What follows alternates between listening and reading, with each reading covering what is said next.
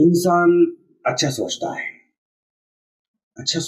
جی اچھے کام کروں گا، فلاں نماز پڑھوں گا، فلاں پھر کبھی کبھی وسوسہ آتا ہے، غلط چیز وسوسہ آتا ہے. تو کیا انسان کے اچھی نیت پر، اچھے خیالات پر یہ وسوسہ غالب آ سکتا ہے کیا؟ یہ سوال ہے. بسم اللہ الرحمن الرحیم، الحمد للہ رب العالمین وبہ نستعین وصلی اللہ علی نبینا محمد وعلی آلہ وصحبہ اجمعین.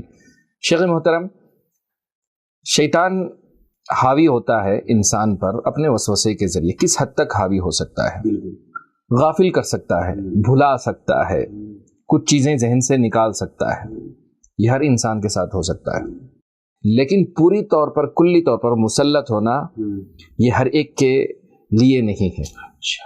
پہلی بات، بھلا دے سکتا ہے. جیسے ہم نے کہا موسیٰ علیہ السلام جب ملنے کے لیے نکلے تھے اللہ کے نیک بندے سے، خضر سے ملنے کے لیے نکلے تھے، تو وہاں مچھلی رکھی گئی تھی اور بھول گئے.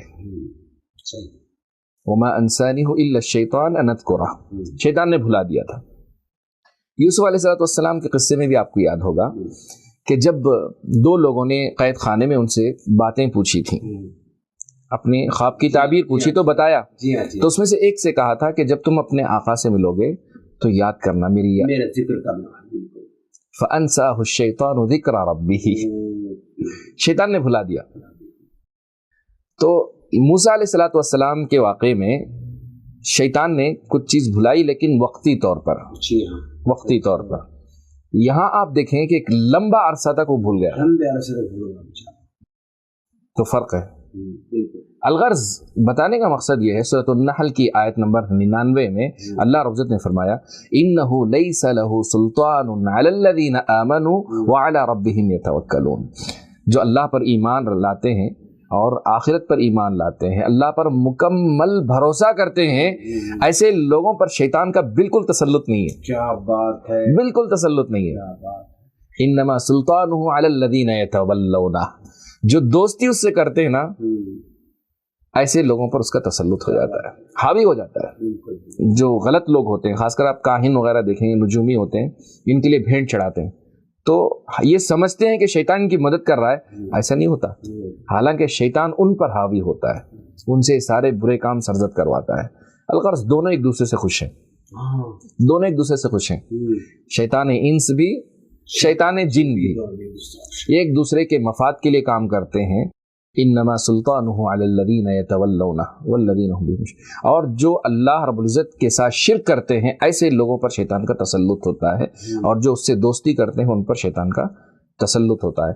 لیکن مومن کو چاہیے جب بھی کوئی شیطان وسوسہ ڈالے یا برے خیالات اس کے دل میں پیدا کرے یا کسی برائی کو مزین کر کے پیش کرے، تو فوراً اعوذ باللہ من الشیطان الرجیم، اعوذ باللہ من الشیطان الرجیم کہے. اسی لیے رسول اللہ صلی اللہ علیہ وسلم نے فرمایا جب کوئی انسان سو جائے، نماز سے سو جائے، اس کو چاہیے کہ جیسے ہی اٹھے فوراً ادا کر لے.